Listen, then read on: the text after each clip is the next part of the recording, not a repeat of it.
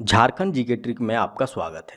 आज मैं आप लोगों को झारखंड जीके में से पॉलिटी भाग को पढ़ाने वाला हूं और यह हमारा छठा लेक्चर है। इससे पहले हम लोगों ने झारखंड के राज्यपाल, विधानसभा, झारखंड के मुख्यमंत्री, मंत्रिपरिषद, झारखंड के प्रशासनिक अधिकारी, लोकसभा के प्रतिनिधित्व तथा राज्यसभा के प्रतिनिधित्व को बहुत ही डिटेल से पढ़ा था और ट्रिक के साथ याद भी किया था। आज हम लोग स्थानीय स्वशासन में से पंचायती राज व्यवस्था को पढ़ने वाले हैं। तो चलिए वीडियो को स्टार्ट करते हैं। जैसे कि स्थानीय स्वशासन को मैंने दो भागों में करके यहाँ पे रखा है। पहला भाग है हमारा पंचायती राज व्यवस्था और दूसरा भाग है हमारा नगरीय स्वशासन। पहले हम लोग पंचायती राज व्यवस्था को पढ़ते हैं। पढ़ने से पहले हम लोग यह जान लेते हैं कि आखिरकार एग्जामों में कहाँ से प्रश्न पूछा जाता है या पंचायती राज व्यवस्था में क्या क्या पढ़ना है। तो जैसे कि पंचायती राज व्यवस्था में हम लोगों को बेसिकली पंचायती राज की शुरुआत तथा इसका इतिहास को जानना है। पंचायती राज को संवैधानिक दर्जा दिया गया, कौन से संशोधन के तहत दिया गया, इसको जानना है। पंचायती राज से संबंधित समितियों का गठन किया गया, उसे जानना है। झारखंड राज्य की पंचायत व्यवस्था को बहुत ही डिटेल के साथ जानना है। ग्राम सभा तथा ग्राम पंचायत में अंतर को समझना है। ग्राम पंचायत के अंग को देखना है। वहीं पेशा कानून क्या होता है उसे भी जानना है और वीडियो के लास्ट में हम लोग इससे रिलेटेड महत्वपूर्ण प्रश्नों को भी देखेंगे। वहीं अगर पंचायत राज व्यवस्था लागू करने के उद्देश्य एम की बात करें तो क्या उद्देश्य, क्या एम रहा होगा, इसके पीछे क्यों राज्य के नीति निर्देशांक तत्व में इसे शामिल करने की बात कही गई। तो मुख्यतः उद्देश्य की बात करें तो 3 से 4 उद्देश्य एम को पूरा करने के लिए पंचायती राज व्यवस्था लागू किया गया। जैसे जमीनी स्तर पर लोकतंत्र का निर्माण करना, ग्राम स्तर को मजबूत और सक्षम बनाना, गांव के बेसिक नीड्स को पूरा करना, ये उद्देश्य लेके पंचायती राज व्यवस्था का गठन किया गया। फिर सवाल यह उठता है कि क्यों झारखंड में पंचायती राज व्यवस्था लागू करने में विवाद छिड़ गया, क्या कारण था इस विवाद का। तो पहले हम लोग इस विवाद को समझेंगे और फिर हम लोग जानेंगे कि पंचायती राज व्यवस्था किस प्रकार लागू होगा, यह तय करने के लिए कौन कौन सी समितियां का गठन किया गया। फिर हम लोग झारखंड के पंचायती राज व्यवस्था को डिटेल से समझेंगे। तो जैसे कि मैंने कहा कि पंचायत राज व्यवस्था लागू होने में झारखंड में विवाद छिड़ गया। इस विवाद का कारण था पैसा कानून। झारखंड राज्य ने साफ मना कर दिया केंद्र सरकार के इस नियम को, जिसके कारण झारखंड में कई वर्षों तक पंचायती राज व्यवस्था लागू नहीं हो पाया। तो पहले हम लोग यह पैसा कानून को समझते हैं। जैसे कि पैसा का फुल फॉर्म हो जाता है panchayat extension to schedule area. यह एक्ट 1996 में लाया गया। इस कानून को लाने का मतलब, पैसा कानून को लाने के पीछे यह उद्देश्य था कि जब भारतीय संविधान के 73वें संशोधन में देश में त्रिस्तरीय पंचायत राज व्यवस्था लागू की गई थी, लेकिन बाद में यह महसूस किया गया कि इसके प्रावधानों में अनुसूचित क्षेत्रों, विशेषकर आदिवासी क्षेत्रों की आवश्यकता का ध्यान नहीं रखा गया। इसी कमी को पूरा करने के लिए संविधान के भाग 9 के अंतर्गत अनुसूचित क्षेत्रों में विशिष्ट पंचायत व्यवस्था लागू करने के लिए पंचायत अनुसूचित क्षेत्र पर विस्तार अधिनियम 1996 लाया गया। मतलब पैसा कानून 1996 लाया गया और यह अधिनियम भूरिया समिति की सिफारिश के आधार पर बनी। इसके सिफारिश के आधार पर यह सहमति बनी कि अनुसूचित क्षेत्रों के लिए एक केंद्रीय कानून बनाना ठीक रहेगा और इसी पैसा कानून का विवाद झारखंड राज्य में कई वर्षों तक रहा। अंततः झारखंड राज्य को केंद्र सरकार के इस नियम को मानना पड़ा। अब बात आती है कि इस नियम के तहत, मतलब पैसा कानून के तहत, झारखंड में कितने जिले में पंचायती राज का चुनाव होता है।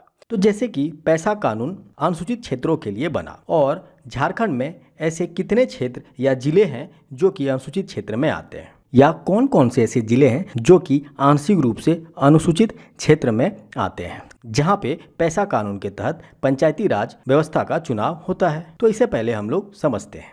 तो झारखंड में कुल 13 ऐसे जिले हैं जिन्हें अनुसूचित क्षेत्र में रखा गया है और 3 जिले आंशिक रूप से अनुसूचित क्षेत्र में आते हैं। जैसे कि आप मैप में देख पा रहे हैं, मैंने जो भी ग्रीन कलर से दिखा रखा है वह हमारा अनुसूचित क्षेत्र है और जो पीले कलर से आप देख पा रहे हैं वह आंशिक रूप से अनुसूचित क्षेत्र में आते हैं। तो कौन कौन से जिले हैं जो कि अनुसूचित क्षेत्र में आते हैं? तो रांची है, खूंटी है, गुमला है, लोहरदगा है, सिमडेगा है, वेस्ट सिंहभूम है, ईस्ट सिंहभूम है, सरायकेला, खरसवां है, दुमका है, जामताड़ा है, पाकुड़ है, लातेहार है, साहेबगंज है। और 3 जिले जो आंशिक रूप से अनुसूचित क्षेत्र में आते हैं वह है गढ़वा, गोड्डा, पलामू। अब याद कैसे रखा जाए यह सवाल उठता है, तो मैंने 13 जिले जो अनुसूचित क्षेत्र में आते हैं उसे याद करने के लिए एक ट्रिक बनाया है और इस ट्रिक का नाम है पार्ले जी। तो चलिए फनी ट्रिक को देखते हैं।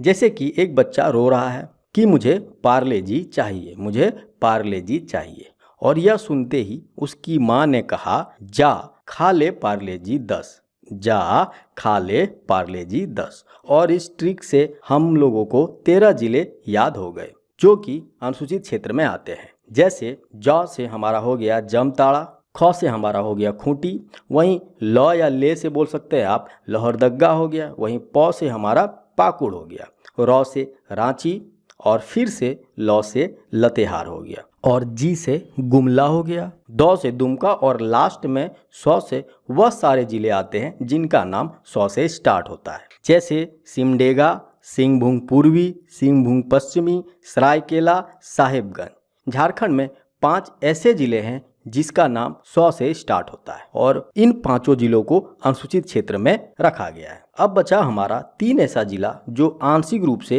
अनुसूचित क्षेत्र में आते हैं, वह है गढ़वा, गोड्डा और पलामू। इसे हम लोग ऐसे ही याद रख सकते हैं। तो यहाँ हम लोगों ने पेशा कानून को समझा और कहाँ कहाँ पेशा कानून के तहत चुनाव होते हैं उन अनुसूचित क्षेत्रों को भी याद किया। तो चलिए हम लोग आगे बढ़ते हैं। जैसे कि भाग 4 के नीति निर्देशांक तत्व के अनुच्छेद 40 पंचायती राज का गठन की बात को रखा गया, परंतु संवैधानिक दर्जा नहीं दिया गया था। यह पॉइंट इंपॉर्टेंट हो जाता है, आप इसे याद कर लें, कई बार एग्जामों में पूछा जा चुका है। अब हम लोग आगे बढ़ते हैं और जानते हैं कि पंचायती राज व्यवस्था लागू करने के लिए कौन कौन सी समितियां बनी और इन समितियों ने क्या क्या सुझाव दिए। जैसे कि एक समिति बलवंत राय मेहता समिति बनी। इन्होंने 1957 में सर्वप्रथम त्रिस्तरीय पंचायत राज का सुझाव दिया। यह पहले ऐसी समिति थी जिन्होंने त्रिस्तरीय पंचायत राज का सुझाव दिया। त्रिस्तरीय कहने का मतलब है कि ग्राम पंचायत ग्राम लेवल पे बनेगा, वहीं ब्लॉक लेवल पर पंचायत समिति बनेगा और जिला लेवल पर जिला परिषद बनेगा। मतलब ग्राम स्तर पर ग्राम पंचायत और ब्लॉक स्तर पर ब्लॉक समिति और जिला स्तर पर जिला परिषद का गठन होगा। यह त्रिस्तरीय पंचायत का सुझाव सर्वप्रथम बलवंत राय मेहता समिति 1957 ने दिया। क्लियर है? और इसके इस सुझाव को 1958 को स्वीकार कर लिया गया और राजस्थान विधानसभा में 1959 में पंचायती राज व्यवस्था का अधिनियम पारित किया गया और 2 अक्टूबर 1959 को राजस्थान के नागौर जिले में पंडित जवाहरलाल नेहरू ने पंचायती राज व्यवस्था की शुरुआत की। जब पंचायती राज व्यवस्था की शुरुआत हुई तो देखा गया उतना ज़्यादा सक्सेस नहीं हो पा रहा है। फिर एक समिति आई जिसका नाम था अशोक मेहता समिति। इन्होंने 1977 में द्विस्तरीय पंचायत राज व्यवस्था की बात रखी या सुझाव दिया। द्विस्तरीय कहने का मतलब है कि मंडल स्तर पर मंडल पंचायत होगा, वहीं जिला स्तर पर जिला परिषद होगा। तो इस प्रकार अशोक मेहता समिति ने 1977 में द्विस्तरीय पंचायत राज व्यवस्था का सुझाव दिया। जैसे इससे पहले हम लोगों ने त्रिस्तरीय पंचायत राज व्यवस्था को देखा था और अशोक मेहता समिति ने द्विस्तरीय पंचायत राज व्यवस्था का सुझाव दिया कि मंडल स्तर पर मंडल पंचायत हो और जिला स्तर पर जिला परिषद हो। इसके बाद एक और समिति बनी जिसका नाम था PV राव समिति। यह समिति ने 1985 में 4 स्तरीय पंचायत राज सुझाव दिया। यह समिति ने 1985 में 4 स्तरीय पंचायत राज सुझाव दिया, जैसे कि राज्य स्तर पर राज्य विकास परिषद, जिला स्तर पर जिला परिषद, मंडल स्तर पर मंडल पंचायत और ग्राम स्तर पर ग्राम सभा। यह 4 स्तरीय पंचायती राज व्यवस्था का सुझाव 1985 में PV राव समिति ने दिया। फिर इसके बाद 2 समिति आए 1986 में, एक सिंघवी समिति और एक समिति था थुगन समिति 1988 में। ठीक है, यह दोनों समिति ने पंचायती राज व्यवस्था को संवैधानिक दर्जा देने की बात कही और 73वां संविधान संशोधन 1993 कर संवैधानिक दर्जा दे दिया गया पंचायती राज को और कई नियम इसके साथ आए। उन्हीं में से मैंने कुछ इम्पोर्टेंट नियम को यहाँ पे रखा है, जैसे कि 20 लाख से अधिक जनसंख्या वाले प्रदेश क्षेत्र में पंचायती राज की त्रिस्तरीय प्रणाली लागू होगी तथा जहां 20 लाख से कम है वहां पर 2 स्तरीय प्रणाली लागू होगी। फिर अगला नियम था अनुसूचित जातियों तथा जनजातियों एवं महिलाओं को 1/3 सीटों का आरक्षण दे दिया गया। फिर अगला नियम, प्रत्येक राज्य में राज्य वित्त आयोग का गठन होगा, ये भी यहाँ पे कहा गया, और प्रत्येक 5 वर्ष के बाद चुनाव व्यवस्था होगी। यदि पंचायत भंग होता है तो 6 माह के अंदर निर्वाचन होगा। यह सब सारा नियम कानून 73वां संविधान संशोधन 1993 में आया। क्लियर है? अब आगे हम लोग बढ़ते हैं और देखते हैं झारखंड पंचायती अधिनियम। यह 2001 में बना। झारखंड में त्रिस्तरीय पंचायत को अपनाया। झारखंड ने त्रिस्तरीय पंचायत को अपनाया। त्रिस्तरीय कहने का मतलब है कि ग्राम स्तर पर ग्राम पंचायत और ब्लॉक स्तर पर पंचायत समिति और जिला स्तर पर जिला परिषद। तो वहीं सबसे पहले हम लोग ग्राम पंचायत को समझते हैं। जैसे कि 5000 तक जनसंख्या वाले गांव में ग्राम पंचायत का गठन होगा। ग्राम पंचायत ग्राम स्तर पर काम करती है। त्रिस्तरीय पंचायत प्रणाली की सबसे छोटी इकाई है। तो ग्राम पंचायत का प्रधान मुखिया होता है तथा सहायक उप मुखिया होता है। इनका कार्यकाल 5 वर्षों तक रहता है। प्रधान सचिव इसके पंचायत सेवक होते हैं। ग्राम पंचायत के कुछ अंग हैं, जैसे कि ग्राम सभा, ग्राम पंचायत, ग्राम कचहरी, ग्राम सुरक्षा। एक एक करके इनको समझते हैं। ग्राम सभा की बात करी जाए तो यह गांव के स्थानीय नागरिकों की आम सभा होती है। इसमें गांव के सभी वयस्क मतदाताओं को शामिल किया जाता है। प्रत्येक गांव में एक ग्राम सभा होती है, जबकि एक ग्राम पंचायत का निर्माण सामान्यतः 2 या 3 गांवों को मिलाकर होता है। ठीक है, तो ग्राम सभा का स्वरूप बेसिकली व्यवस्थापिका के रूप में माना जाता है। ठीक है, वहीं आगे बढ़ते हम लोग और देखते हैं ग्राम पंचायत। इसका स्वरूप कार्यपालिका के रूप में देखा जाता है। जैसे कि ग्राम पंचायत यह ग्राम सभा की कार्यकारिणी समिति के रूप में कार्यरत होती है। वहीं ग्राम कचहरी की बात करी जाए तो यह गांव के छोटे मोटे दीवानी एवं फौजदारी मामलों को निपटाता है। ठीक है, तो इसका स्वरूप न्यायपालिका के जैसे होता है। ठीक है, वहीं ग्राम रक्षा दल की बात करी जाए तो यह गांव की पुलिस व्यवस्था है, जिसमें 18 से 30 आयु वर्ग के युवाओं को शामिल किया जाता है। तो ये थे ग्राम पंचायत के अंग: ग्राम सभा, ग्राम पंचायत, ग्राम कचहरी और ग्राम सुरक्षा। ग्राम सुरक्षा में जैसे कि मैंने कहा कि यह गांव की पुलिस व्यवस्था है, जिसमें 18 से 30 आयु वर्ग के युवाओं को शामिल किया जाता है। तो आगे बढ़ते हम लोग और देखते हैं त्रिस्तरीय प्रणाली में दूसरा स्तर, जैसे कि पंचायत समिति। यह प्रखंड स्तर पर काम करती है, मतलब जितना प्रखंड होंगे उतना पंचायत समिति का गठन होगा। ठीक है, त्रिस्तरीय पंचायत में यह मध्यवर्ती स्थान रखता है। प्रत्येक 5000 जनसंख्या पर एक का निर्वाचन होता है। प्रधान सदस्य प्रखंड क्षेत्र से निर्वाचित सभी मुखिया होते हैं।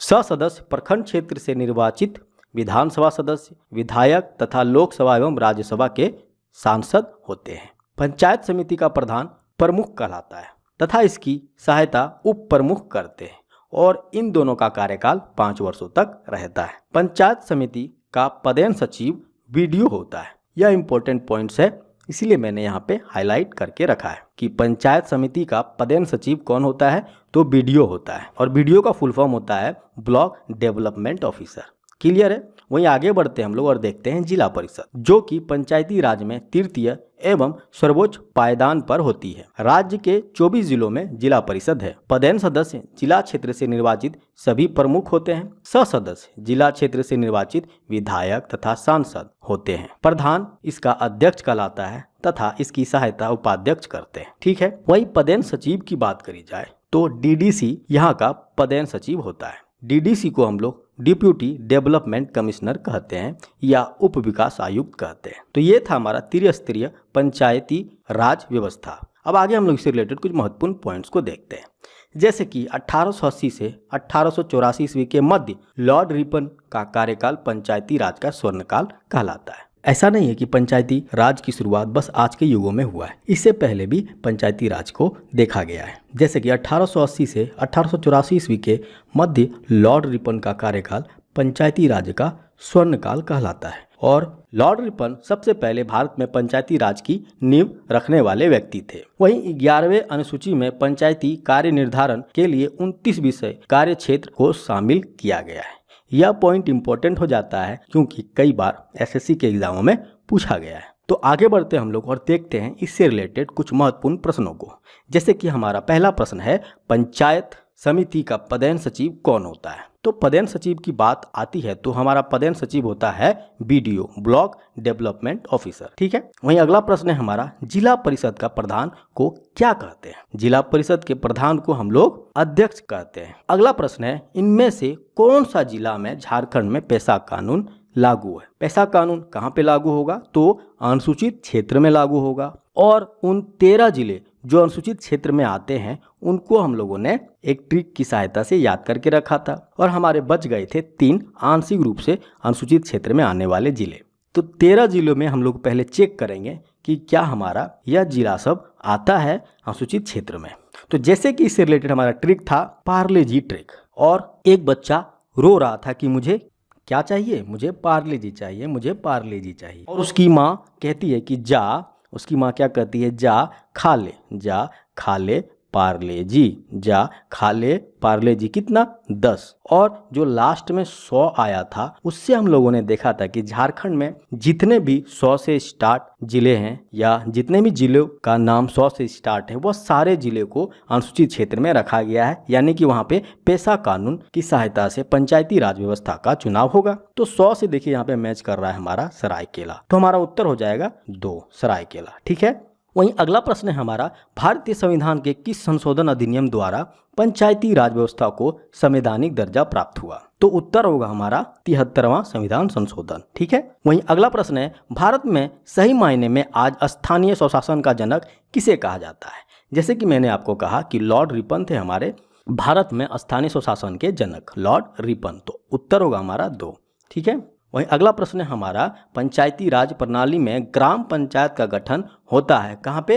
तो ग्राम स्तर पर। उत्तर होगा हमारा 1। वहीं अगला प्रश्न है हमारा, भारत में त्रिस्तरीय पंचायत राज प्रणाली का प्रस्ताव किसने किया था? इसका आंसर मैं कमेंट बॉक्स में चाहूँगा। यदि आप लोगों ने ध्यान से यह वीडियो को देखा होगा तो आप इसका उत्तर जरूर देंगे कमेंट बॉक्स में। वहीं आगे बढ़ते हम लोग और देखते हैं अगला प्रश्न कि अगला प्रश्न है, पंचायती राज सबसे पहले किस राज्य में लागू हुआ या लागू की गई थी? तो वह राज्य था हमारा राजस्थान। क्लियर है। तो दोस्तों, यदि आप लोगों को यह वीडियो अच्छा लगा हो तो प्लीज़ लाइक करें, सब्सक्राइब करें। जय हिंद, जय भारत।